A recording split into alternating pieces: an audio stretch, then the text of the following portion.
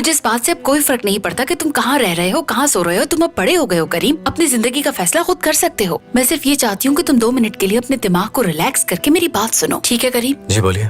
देखो करीम बेटा, तुम्हारे बाबा ने ये कंपनी 0 से शुरू की और इसे यहाँ तक ले आए, और इस बात से भी सब लोग वाकिफ है कि तुम्हारे और फुरकान की मेहनत की वजह से ये कंपनी यहाँ तक पहुँची है। और तुम्हारे बाबा भी इस बात की इज्जत करते हैं।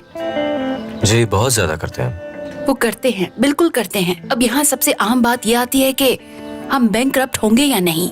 तुम्हारे बाबा इस कंपनी को इस मकाम तक ले आए, लेकिन अब उनमें मजीद मेहनत करने की हिम्मत नहीं है। वो जितनी मेहनत कर सकते थे कर चुके, अब ये उनके बस की बात नहीं है। उस कंपनी को एक नई सोच की जरूरत है करीम, और तुम उस कंपनी को एक नए मकाम तक ले जा सकते हो। तुम्हारे बाबा को जरूरत है तुम्हारी। जब से तुम घर छोड़कर आए हो, तुम्हारे बाबा भी ऑफिस नहीं जाते।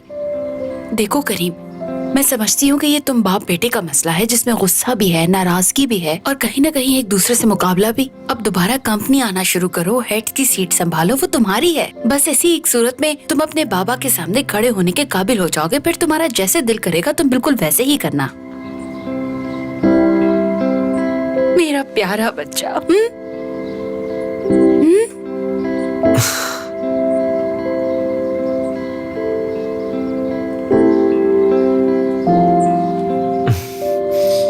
जी ठीक है। मैं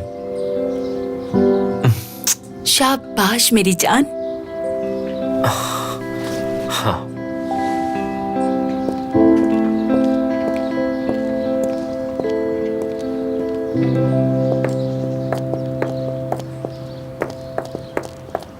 खालदा मैडम, क्या बात बन गई? हाँ बात बन गई। अब वो फुरकान को कॉल करके सब कुछ बताएगा।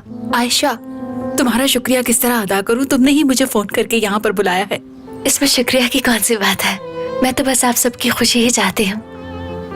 देखो आयशा, ये बात तो सच है कि मैं तुम्हारी सास हूँ और तुम मेरी बहू, और मैं ये बात भी मानती हूँ कि शुरू दिन से ही हमारा रिश्ता कुछ अच्छा नहीं रहा।